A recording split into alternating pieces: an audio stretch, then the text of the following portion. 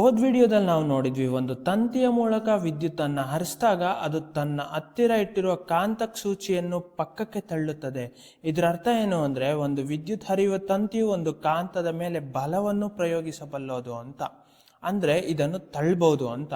ಆದರೆ ನ್ಯೂಟನ್ನ ಮೂರನೇ ಚಲನೆಯ ನಿಯಮದ ಪ್ರಕಾರ ಏನು ಹೇಳುತ್ತೆ ಅಂದರೆ, ಪ್ರತಿಯೊಂದು ಕ್ರಿಯೆಗೂ ಅಷ್ಟೇ ಮತ್ತು ವಿರುದ್ಧವಾದ ಪ್ರತಿಕ್ರಿಯೆ ಅನ್ನೋದು ಇದ್ದೇ ಇರುತ್ತದೆ ಅಲ್ವಾ. ಹಾಗಾಗಿ ವಿದ್ಯುತ್ ಹರಿಯುವ ತಂತಿಯು ಒಂದು ಕಾಂತವನ್ನು ತಳ್ಳಲು ಸಾಧ್ಯವಿದೆ ಎಂದಾದರೆ, ಅದರ ಉಲ್ಟ ಅಂದರೆ ಈ ಕಾಂತವು ಕೂಡ ವಿದ್ಯುತ್ ಹರಿಯುವ ತಂತಿಯನ್ನು ತಳ್ಳಲೇಬೇಕು. ಇದರರ್ಥ ಈ ತಂತಿಯು ಕೂಡ ಕಾಂತದ ಕಾರಣದಿಂದಾಗಿ ಒಂದು ಬಲವನ್ನು ಅನುಭವಿಸುತ್ತದೆ ಅಂತ. ಮತ್ತು ಈ ವಿಡಿಯೋದಲ್ಲಿ ನಾವು ಈ ಬಲದ ಗುಣಲಕ್ಷಣಗಳು ಏನೇನಿರುತ್ತೆ ಅಂತ ಪೂರ್ತಿಯಾಗಿ ಕಲಿಯೋಣ. ಸರಿ, ಮೊದಲಿಗೆ ಈ ಕಾಂತವು ತಂತಿಯ ಮೇಲೆ ಯಾಕೆ ಬಲವನ್ನು ಪ್ರಯೋಗಿಸುತ್ತದೆ, ಅದನ್ನು ಹೇಗೆ ತಳ್ಳುತ್ತದೆ ಅಂತ ಯೋಚನೆ ಮಾಡೋಣ. ನೆನಪಿಸ್ಕೊಳ್ಳಿ, ಈ ತಂತಿಯು ಕಾಂತವನ್ನು ಹೇಗೆ ತಳ್ಳುತ್ತದೆ ಅಂತ ನಾವು ಹೇಳಿದ್ವಿ. ಯಾವಾಗ ಒಂದು ತಂತಿಯಲ್ಲಿ ವಿದ್ಯುತ್ ಶಕ್ತಿ ಹರಿಯುತ್ತದೋ ಆಗ ಅದು ತನ್ನದೇ ಆದ ಕಾಂತ ಕ್ಷೇತ್ರವನ್ನು ಸೃಷ್ಟಿ ಮಾಡುತ್ತದೆ ಮತ್ತು ಆ ಕಾಂತ ಕ್ಷೇತ್ರವೇ ಈ ಕಾಂತವನ್ನು ತಳ್ಳುತ್ತದೆ ಅಂತ ಓದಿದ್ವಿ ಅಲ್ವಾ. ಇದೇ ರೀತಿ ಈಗ ಕಾಂತವು ತಂತಿಯನ್ನು ಹೇಗೆ ತಳ್ಳುತ್ತದೆ ಅನ್ನೋ ಪ್ರಶ್ನೆಗೆ ನಾವು ಹೇಗೆ ಆನ್ಸರ್ ಮಾಡೋದು? ಇದು ತುಂಬಾ ಸಿಂಪಲ್. ಆ ಕಾಂತವು ಕೂಡ ತನ್ನದೇ ಆದ ಸ್ವಂತ ಕಾಂತ ಕ್ಷೇತ್ರವನ್ನು ಸೃಷ್ಟಿ ಮಾಡಿರುತ್ತೆ. ಬನ್ನಿ, ಈಗ ನಿಮ್ಗೆ ಇದು ಕ್ಲಿಯರ್ ಆಗಿ ಕಾಣಿಸ್ಲಿ ಅಂತ ನಾನು ಈ ತಂತಿಯ ಕಾಂತ ಕ್ಷೇತ್ರವನ್ನು ಸ್ಕ್ರೀನಿಂದ ತೆಗೆದುಹಾಕುತ್ತೇನೆ ಮತ್ತು ಆ ಕಾಂತ ಸೂಚಿಯನ್ನು ವಾಪಸ್ ತರ್ತೀನಿ. ನಾನು ಆಗ್ಲೇ ಹೇಳಿದಾಗೆ ಈ ಕಾಂತವು ಕೂಡ ತನ್ನದೇ ಆದ ಸ್ವಂತ ಕಾಂತ ಕ್ಷೇತ್ರವನ್ನು ಸೃಷ್ಟಿ ಮಾಡುತ್ತದೆ. ಅದು ನೋಡಲು ಈ ತರ ಇರುತ್ತೆ ಅಂತ ಅನ್ಕೊಳ್ಳಿ. ಮತ್ತು ಇದೇ ಕಾಂತ ಕ್ಷೇತ್ರವೇ ಈಗ ಈ ತಂತಿಯ ಮೇಲೆ ಬಲವನ್ನ ಪ್ರಯೋಗಿಸ್ತಿರೋದು, ಅದನ್ನು ಪಕ್ಕಕ್ಕೆ ತಳ್ತಾ ಇರೋದು. ಇದರ ಅರ್ಥ ಏನಪ್ಪಾ ಅಂತ ಹೇಳಿದ್ರೆ, ನಾವು ಜನರಲ್ ಆಗಿ ಒಂದು ನಿಯಮವನ್ನ ಹೇಳ್ಬೋದು. ಯಾವಾಗ್ಲೂ ಅಷ್ಟೇ, ವಿದ್ಯುತ್ ಹರಿಯುವ ಒಂದು ವಾಹಕವನ್ನು ಒಂದು ಕಾಂತ ಕ್ಷೇತ್ರದ ಒಳಗಡೆ ಇಟ್ಟಾಗ ಅದು ಒಂದು ಬಲವನ್ನು ಅನುಭವಿಸುತ್ತದೆ ಅಂತ. ಹಾಗಾಗಿ ಕಾಂತಕ್ಷೇತ್ರಗಳು ಕೇವಲ ಕಾಂತಗಳನ್ನು ಮಾತ್ರ ತಳ್ಳುವುದಿಲ್ಲ, ಅವು ವಿದ್ಯುತ್ ಹರಿಯುವ ತಂತಿಯನ್ನು ಕೂಡ ತಳ್ಳಬಲ್ಲವು. ಮತ್ತು ಇದನ್ನ ಅರ್ಥ ಮಾಡ್ಕೊಳ್ಳೋದು ತುಂಬಾ ಈಸಿ. ಯಾಕಂತ ಹೇಳಿದ್ರೆ, ನಾವು ಹೋದ ವಿಡಿಯೋಗಳಲ್ಲೇ ನೋಡಿದೀವಿ, ವಿದ್ಯುತ್ ಹರಿಯುವ ತಂತಿಗಳು ಒಂಥರ ಕಾಂತಗಳ ತರನೇ ಕೆಲಸ ಮಾಡುತ್ತೆ ಅಲ್ವಾ. ಹಾಗಾಗಿ ಅವುಗಳ ಮೇಲೆ ಕಾಂತ ಕ್ಷೇತ್ರದ ಪ್ರಭಾವ ಬೀರುತ್ತದೆ ಅನ್ನೋದು 100ಕ್ಕೆ 100 ನಿಜ. ಮತ್ತು ಇದು ತುಂಬಾ ಆಸಮ್ ಅನ್ಸುತ್ತೆ ಅಲ್ವಾ. ಯಾಕಂತ ಹೇಳಿದ್ರೆ, ಈ ಕಾಂತ ಕ್ಷೇತ್ರಗಳು ವಿದ್ಯುತ್ ಹರಿಯುವ ವಾಹಕವನ್ನು ತಳ್ಳಿ ಅವುಗಳನ್ನು ಮೂವ್ ಆಗುವಂತೆ ಮಾಡ್ತಿವೆ. ಇದರ ಅರ್ಥ ಏನು ಅಂತ ಹೇಳಿದ್ರೆ, ನಾವೀಗ ಎಲೆಕ್ಟ್ರಿಸಿಟಿಯನ್ನು ಬಳಸಿ ಯಾವುದಾದ್ರೂ ಒಂದು ವಸ್ತುವನ್ನ ಚಲಿಸುವಂತೆ ಮಾಡ್ಬೋದು ಅಂತ. ನಾವು ದಿನಾಗ್ಲೂ ಬಳಸೋ ಎಲೆಕ್ಟ್ರಿಕ್ ಫ್ಯಾನ್ಗಳಿರ್ಬೋದು, ಇವತ್ತಿನ ಟ್ರೆಂಡ್ ಆಗಿರೋ ಎಲೆಕ್ಟ್ರಿಕ್ ಕಾರ್ಗಳಿರ್ಬೋದು, ಅಥವಾ ಕರೆಂಟ್ ಬಳಸಿ ಓಡುವ ಯಾವುದೇ ಎಲೆಕ್ಟ್ರಿಕಲ್ ಮಿಷನ್ಗಳಿರಲಿ, ಅವುಗಳೆಲ್ಲದರ ಹಿಂದೆ ಇರೋ ಅಸಲಿ ಸಿದ್ಧಾಂತವೇ ಇದು. ನಾವಿಲ್ಲಿ ಯಾವುದನ್ನಾದ್ರೂ ಮೂವ್ ಮಾಡಬೇಕು ಅಂತ ಹೇಳಿದ್ರೆ ಇದೇ ನಿಯಮವನ್ನ ಬಳಸ್ತೀವಿ. ಸಿಂಪಲ್ ಆಗಿ ಆ ವಾಹಕವನ್ನು ಒಂದು ಕಾಂತ ಕ್ಷೇತ್ರದ ಒಳಗಡೆ ಇಟ್ಟರೆ ಸಾಕು, ಆ ಕಾಂತ ಕ್ಷೇತ್ರವೇ ಆ ವಾಹಕವನ್ನು ತಳ್ಳುತ್ತದೆ. ಆದ್ರೆ ನಾವು ಇದರಿಂದ ಏನಾದ್ರೂ ಉಪಯುಕ್ತವಾದ ದೊಡ್ಡ ಮಿಷಿನ್ಗಳನ್ನು ತಯಾರು ಮಾಡುವ ಮುನ್ನ ಮೊದಲಿಗೆ ಈ ಬಲದ ಗುಣಲಕ್ಷಣಗಳನ್ನು ಅರ್ಥ ಮಾಡ್ಕೊಳ್ಳೋಣ. ಅಂದ್ರೆ ಈ ಬಲವು ಯಾವುದರ ಮೇಲೆ ಆಧಾರಿತವಾಗಿದೆ, ಈ ಜಾಗದಲ್ಲಿ ಬಲವು ಯಾವ ದಿಕ್ಕಿನಲ್ಲಿ ಕೆಲಸ ಮಾಡ್ತಿದೆ ಅಂತ, ಇಂತಹ ಪ್ರಮುಖವಾದ ವಿಷಯಗಳನ್ನು ನಾವು ಕಲಿಯಬೇಕು. ಇದನ್ನೆಲ್ಲ ಪತ್ತೆ ಹಚ್ಚಲು ವಿಜ್ಞಾನಿಗಳು ಹಲವಾರು ಎಕ್ಸ್ಪೆರಿಮೆಂಟ್ಗಳನ್ನ ಮಾಡ್ತಾ ಹೋಗ್ತಾರೆ. ಅದಕ್ಕಾಗಿ ಅವರು ಈ ತಂತಿಯನ್ನು ಒಂದು ಏಕರೂಪ ಕಾಂತ ಕ್ಷೇತ್ರ ಒಳಗಡೆ ಇಟ್ಟರು. ಅಂದ್ರೆ ಈಗ ಸ್ಕ್ರೀನ್ ಮೇಲೆ ಕಾಣಿಸ್ತಾ ಇರೋ ಇದೆಯಲ್ವಾ, ಈ ತರ ಕಾಂತಕ್ಷೇತ್ರ ಅಲ್ಲ, ಎಲ್ಲೂ ಬದಲಾಗದೆ ಕಾಂತಕ್ಷೇತ್ರದ ಶಕ್ತಿ ಮತ್ತು ಅದರ ದಿಕ್ಕು ಎರಡು ಪೂರ್ತಿ ಒಂದೇ ತರ ಸಮನಾಗಿರ್ಬೇಕು ಅಂತ ಜಾಗದಲ್ಲಿ ಇಡ್ತಾರೆ. ಅಂದ್ರೆ ಆ ತಂತಿಯ ಸುತ್ತಲೂ ಎಲ್ಲಾ ಕಡೆಯೂ ಕಾಂತಕ್ಷೇತ್ರ ಒಂದೇ ಸಮನಾಗಿರ್ಬೇಕು. ಆಗ ಮಾತ್ರನೇ ಆ ಕಾಂತಕ್ಷೇತ್ರವು ಆ ತಂತಿಯ ಮೇಲೆ ಹೇಗೆ ಪ್ರಭಾವ ಬೀರುತ್ತೆ ಅನ್ನೋದು ನಮಗೆ ಕ್ಲಿಯರ್ ಆಗಿ ಅರ್ಥ ಮಾಡ್ಕೊಳ್ಳೋಕೆ ಸಾಧ್ಯ. ಆದ್ರೆ ಈಗ ಇಲ್ಲಿ ಸ್ಕ್ರೀನ್ ಮೇಲೆ ಕಾಣ್ತಾ ಇರೋ ಈ ತಂತಿಯ ಮೇಲಿರೋ ಕಾಂತಕ್ಷೇತ್ರ ಏಕರೂಪವಾಗಿಲ್ಲ, ಅಂದ್ರೆ ಯೂನಿಫಾರ್ಮ್ ಆಗಿಲ್ಲ. ತಂತಿಯ ಉದ್ದಕ್ಕೂ ಅದರ ದಿಕ್ಕು ನೋಡಿ ಇಲ್ಲಿ ಕಂಟಿನ್ಯೂಸ್ ಆಗಿ ಬದಲಾಗ್ತಾನೆ ಇದೆ, ಹೌದಲ್ವಾ. ಸೊ ಬನ್ನಿ, ಈ ತಂತಿಯನ್ನು ಏಕರೂಪದ ಕಾಂತಕ್ಷೇತ್ರದ ಒಳಗಡೆ ಇಟ್ಟು ಅದು ತಂತಿಯ ಮೇಲೆ ಹೇಗೆ ಪ್ರಭಾವ ಬೀರುತ್ತದೆ ಅಂತ ನೋಡೋಣ. ಇಂತಹ ಏಕರೂಪ ಕಾಂತಕ್ಷೇತ್ರವನ್ನು ಸೃಷ್ಟಿ ಮಾಡಲು ನಮಗೆ ಪ್ರಮುಖವಾಗಿ ಬೇಕಾಗಿರೋದು ಒಂದು ಕಾಂತದ ಎರಡು ಬೃಹತ್ ಧ್ರುವಗಳು.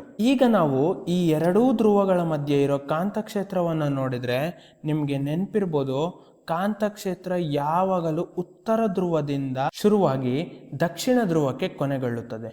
ಹಾಗಾಗಿ ಇಲ್ಲಿ ಕಾಂತಕ್ಷೇತ್ರ ನೋಡಲು ಈ ಥರ ಇರುತ್ತೆ ಅಂತ ಅಂದ್ಕೊಳ್ಳಿ. ಮತ್ತು ನೀವು ಇಲ್ಲಿ ಗಮನಿಸ್ಬೋದು, ಈ ಜಾಗದಲ್ಲಿ ಕಾಂತಕ್ಷೇತ್ರವು ಪೂರ್ತಿಯಾಗಿ ಏಕರೂಪವಾಗಿದೆ.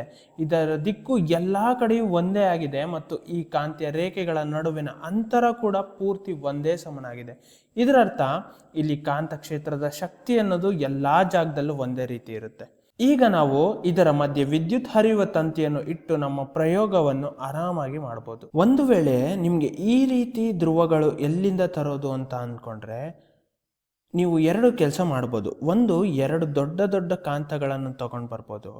ಅಂದರೆ ಈ ಒಂದು ದೊಡ್ಡ ಕಾಂತವನ್ನು ಈ ಕಡೆ ಮತ್ತು ಇನ್ನೊಂದನ್ನು ಆ ಕಡೆ ಇಟ್ಟು ಕ್ರಿಯೇಟ್ ಮಾಡ್ಬೋದು. ಅಥವಾ ನಾವು ಕುದುರೆ ಲಾಳದ ಆಕಾರದ ಕಾಂತವನ್ನು ಬಳಸ್ಬೋದು. ಈ ರೀತಿ ಇದು ಪಕ್ಕ ಕುದುರೆ ಕಾಲಿಗೆ ಹೊಡೆಯುವ ಲಾಳದ ಥರನೇ ಕಾಣಿಸುತ್ತೆ ಅಲ್ವಾ? ಇಲ್ಲಿ ನೋಡಿ, ಇದನ್ನು ಸ್ಕ್ರೀನ್ ಮೇಲೆ ತೋರಿಸಲಾಗಿದೆ. ಇಲ್ಲಿ ಈ ಕುದುರೆ ಲಾಳದ ಕಾಂತದ ಧ್ರುವಗಳು ಒಂದಕ್ಕೊಂದು ಎದುರು ಬದಲಾಗಿದೆ ಅಲ್ವಾ? ಹಾಗಾಗಿ ಇದನ್ನ ಕೂಡ ಬಳಸ್ಬೋದು. ಸರಿ, ಈಗ ನಮ್ಮ ವಿದ್ಯುತ್ ಹರಿಯುವ ತಂತಿಯನ್ನು ಈ ಕಾಂತಕ್ಷೇತ್ರದ ಒಳಗಡೆ ಇಡೋಣ. ಈ ತಂತಿಗೆ ಒಂದು ಬ್ಯಾಟ್ರಿಯನ್ನು ಕನೆಕ್ಟ್ ಮಾಡಲಾಗಿದೆ. ನಾನಿಲ್ಲಿ ಆ ಬ್ಯಾಟ್ರಿ ಚಿತ್ರವನ್ನು ತೋರಿಸಿಲ್ಲ. ಇದನ್ನು ಬ್ಯಾಟ್ರಿಗೆ ಕನೆಕ್ಟ್ ಮಾಡಿದ್ರೆ ಇದರ ಒಳಗಡೆ ಕರೆಂಟ್ ಪಾಸ್ ಆಗುತ್ತೆ. ಆಮೇಲೆ ನಾವು ನಮ್ಮ ಪ್ರಯೋಗವನ್ನು ಶುರು ಮಾಡಿ ಈ ಬಲವು ಯಾವುದರ ಮೇಲೆ ಆಧಾರವಾಗಿದೆ ಅಂತ ನೋಡ್ಬೋದು. ವಿಜ್ಞಾನಿಗಳು ಮೊದಲಿಗೆ ಪರೀಕ್ಷೆ ಮಾಡಲು ಬಯಸಿದ್ದು ಏನಪ್ಪಾ ಅಂತ ಹೇಳಿದ್ರೆ, ಈ ಬಲವು ವಿದ್ಯುತ್ ಪ್ರವಾಹದ ಶಕ್ತಿಯ ಮೇಲೆ ಹೇಗೆ ಡಿಪೆಂಡ್ ಆಗಿದೆ ಅಂತ. ಒಂದು ವೇಳೆ ನಾವು ಈ ತಂತಿಯಲ್ಲಿ ಹರಿಯುವ ಕರೆಂಟ್ನ ಶಕ್ತಿಯನ್ನೇನಾದರೂ ಹೆಚ್ಚಿಸಿದರೆ ಈ ತಂತಿಯ ಮೇಲೆ ಕೆಲಸ ಮಾಡೋ ಬಲಕ್ಕೆ ಏನಾಗ್ಬೋದು? ನಿಮ್ಗೇನನ್ಸುತ್ತೆ ಇದ್ರ ಬಗ್ಗೆ? ನಮಗೆ ಆಲ್ರೆಡಿ ಗೊತ್ತಿರೋ ಪ್ರಕಾರ ವಿದ್ಯುತ್ ಹರಿಯುವ ತಂತಿ ಒಂಥರ ಕಾಂತದ ಥರನೇ ಕೆಲಸ ಮಾಡುತ್ತೆ. ಅದಕ್ಕಾಗಿಯೇ ಅದರ ಮೇಲೆ ಈ ಕಾಂತಕ್ಷೇತ್ರ ಪ್ರಭಾವ ಬೀರ್ತಾ ಇದೆ ಅಲ್ವಾ? ಈಗ ನೀವು ಕರೆಂಟನ್ನು ಇನ್ನೂ ಜಾಸ್ತಿ ಮಾಡಿದರೆ ಅದು ಇನ್ನೂ ಸೂಪರ್ ಪವರ್ ಆಗಿ ಕಾಂತದ ಥರ ಬದಲಾಗುತ್ತೆ. ಹಾಗಾಗಿ ಆ ತಂತಿಯ ಮೇಲೆ ಪ್ರಯೋಗವಾಗುವ ಬಲವು ಜಾಸ್ತಿ ಆಗಬೇಕು ಅಂತ ನೀವು ಊಹೆ ಮಾಡ್ತೀರಾ ಅಲ್ವಾ? ಮತ್ತು ನಮ್ಮ ಪ್ರಯೋಗದಲ್ಲಿ ಸಿಕ್ಕ ನಮಗೆ ಫಲಿತಾಂಶ ಕೂಡ ಅದೇ ಆಗಿದೆ. ಇದೇ ನಮ್ಮ ಎಕ್ಸ್ಪರಿಮೆಂಟ್ನ ಮೊದಲನೇ ಫಲಿತಾಂಶ. ನೀವು ತಂತಿಯ ಮೂಲಕ ಎಷ್ಟು ವಿದ್ಯುತ್ ಶಕ್ತಿಯನ್ನು ಹೆಚ್ಚಿಸುತ್ತೀರೋ ಅದು ಅಷ್ಟೇ ಹೆಚ್ಚಿನ ಬಲವನ್ನು ಅನುಭವಿಸುತ್ತದೆ. ಅಂದರೆ ಕೇವಲ ವಿದ್ಯುತ್ ಶಕ್ತಿ ಜಾಸ್ತಿ ಮಾಡುವ ಮೂಲಕನೇ ನಮಗೆ ಈ ಫೋರ್ಸನ್ನು ಹೆಚ್ಚಿಸ್ಬೋದು ಅಂತ. ಒಂದು ವೇಳೆ ವಿದ್ಯುತ್ ಶಕ್ತಿಯನ್ನೇನಾದರೂ ಕಡಿಮೆ ಮಾಡಿದ್ರೆ ನಾವು ಫೋರ್ಸ್ ಕೂಡ ಕಡಿಮೆ ಆಗುತ್ತೆ. ಒಂದು ವೇಳೆ ವಿದ್ಯುತ್ ಶಕ್ತಿಯನ್ನು 0 ಮಾಡಿದ್ರೆ ನಮಗೆ ಆ ಬಲ ಪೂರ್ತಿಯಾಗಿ ಮಾಯವಾಗಿ ಬಿಡುತ್ತೆ. ಆದರೆ ನಮಗೆ ಸಿಕ್ಕ ಎರಡನೇ ಫಲಿತಾಂಶ ಅಷ್ಟು ಸುಲಭವಾಗಿ ಊಹೆ ಮಾಡೋವಂಥದ್ದಲ್ಲ.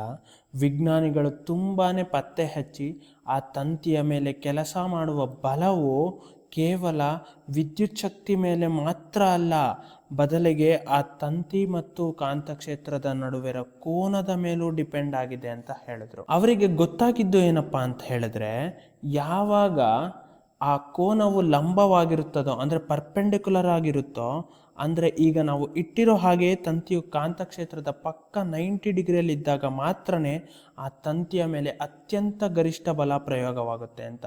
ಸೊ ಸದ್ಯಕ್ಕೆ ಈ ತಂತಿಯ ಮೇಲೆ ಇರೋ ಫೋರ್ಸು ಮ್ಯಾಕ್ಸಿಮಮ್ ಆಗಿದೆ ಅಂತ. ಆದರೆ ಒಂದು ವೇಳೆ ನಾವು ಆ ತಂತಿಯನ್ನೇನಾದರೂ ಈ ಥರ ಕ್ರಾಸ್ ಆಗಿಟ್ಟರೆ ಆಗ ಕರೆಂಟ್ ಎಷ್ಟೇ ಇದ್ರೂ ಮತ್ತು ಉಳಿದೆಲ್ಲ ಎಲ್ಲ ಸೇಮ್ ಇದ್ರೂ ಕೂಡ ತಂತಿಯ ಮೇಲೆ ಇರೋ ಬಲ ಸಡನ್ ಆಗಿ ಕಡಿಮೆ ಆಗುತ್ತೆ. ಯಾಕಂದರೆ ಆ ಕಾಂತಕ್ಷೇತ್ರದ ಮತ್ತು ತಂತಿಯ ನಡುವೆ ಇರುವ ಕೋನ ಕಡಿಮೆ ಆಗಿದೆ. ಒಂದು ವೇಳೆ ಈ ಕೋನ ಏನಾದರೂ ಇನ್ನೂ ಕಡಿಮೆ ಮಾಡ್ತಾ ಹೋದರೆ ಬಲ ಇನ್ನೂ ಕಡಿಮೆ ಆಗ್ತಾ ಹೋಗುತ್ತೆ. ಮತ್ತು ಕೊನೆಗೆ ಒಂದು ವೇಳೆ ನಾನು ಈ ಕೋನವನ್ನೇನಾದರೂ 0 ಮಾಡಿಬಿಟ್ರೆ, ಅಂದರೆ ನಮ್ಮ ತಂತಿಯನ್ನು ನಾನು ಕಾಂತಕ್ಷೇತ್ರಕ್ಕೆ ಪೂರ್ತಿಯಾಗಿ ಸಮಾಂತರವಾಗಿಟ್ಟರೆ ಆಗ ಕೋನ ಬಂದು 0 ಆಗುತ್ತದೆ. ಆಗ ಬಲ ಪೂರ್ತಿಯಾಗಿ ಮಾಯವಾಗಿಬಿಡುತ್ತೆ, ಅಂದರೆ ಬಲ 0 ಆಗುತ್ತೆ. ನಾನಿಲ್ಲಿ ಇದನ್ನು ಬರ್ತಿಲ್ಲ, ಆದರೆ ನೀವು ಇದನ್ನು ನೆನ್ಪಿಟ್ಕೊಳ್ಬೇಕು. ಇಲ್ಲಿ ನೆನ್ಪಿಟ್ಕೊಳ್ಳಲು ಸಿಕ್ಕಾಪಟ್ಟೆ ಇಂಪಾರ್ಟೆಂಟ್ ವಿಷಯ ಏನಂತ ಹೇಳಿದ್ರೆ, ತಂತಿಯ ಮೇಲಿರೋ ಬಲವು ಪೂರ್ತಿಯಾಗಿ ಕೋನದ ಮೇಲೇ ಡಿಪೆಂಡ್ ಆಗಿರುತ್ತೆ. ಕೋನ 0 ಇದ್ದರೆ ಬಲ ಕೂಡ 0 ಇರುತ್ತೆ. ಕೋನ ಜಾಸ್ತಿ ಆಗ್ತಾ ಹೋದಂತೆ ಬಲ ಕೂಡ ಜಾಸ್ತಿ ಆಗ್ತಾ ಹೋಗುತ್ತೆ.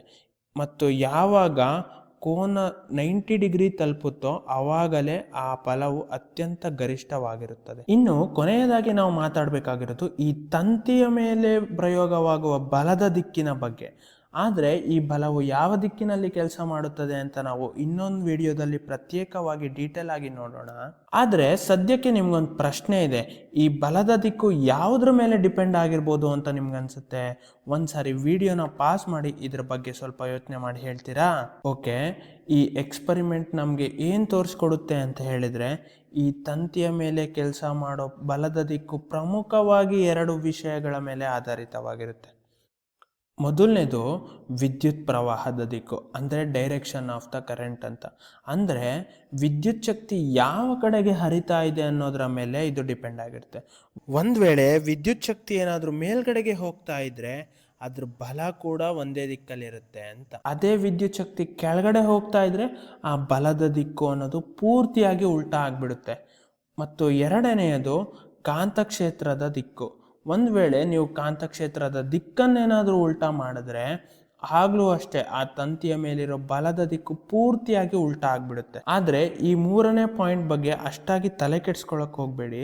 ನಾನು ಆಗಲೇ ಹೇಳಿದಾಗೆ ಇದನ್ನು ಮುಂದಿನ ವಿಡಿಯೋದಲ್ಲಿ ನಾವು ಇದ್ರ ಬಗ್ಗೆ ತುಂಬ ಡೀಟೇಲ್ ಆಗಿ ಚರ್ಚೆ ಮಾಡೋಣ. ಓಕೆ, ಹಾಗಾದರೆ ಇಡೀ ವಿಡಿಯೋದಲ್ಲಿ ನಾವೇನು ಕಲ್ತ್ವಿ ಅಂತ ನೋಡ್ತಾ ಹೋದರೆ, ಮೊದಲನೇದು ಅತ್ಯಂತ ಪ್ರಮುಖವಾದ ವಿಷಯ ಏನಪ್ಪ ಅಂತ ಹೇಳಿದರೆ, ಕಾಂತಕ್ಷೇತ್ರದ ಒಳಗಡೆ ಇಟ್ಟಿರೋ ವಿದ್ಯುತ್ ಹರಿಯುವ ತಂತಿಯು ಯಾವಾಗಲೂ ಒಂದು ಬಲವನ್ನು ಅನುಭವಿಸುತ್ತದೆ ಅಂತ. ಮತ್ತು ಇದೇ ನಿಯಮವನ್ನು ಬಳಸ್ಕೊಂಡು ನಾವು ಎಲೆಕ್ಟ್ರಿಸಿಟಿಯನ್ನು ಚಲನೆಯಾಗಿ ಕನ್ವರ್ಟ್ ಮಾಡ್ಬೋದು. ಇದರ ಜೊತೆಗೆ ನಾವು 2 ಬಲದ ಪ್ರಮುಖ ಗುಣಲಕ್ಷಣಗಳನ್ನು ಕೂಡ ನೋಡಿದ್ವಿ.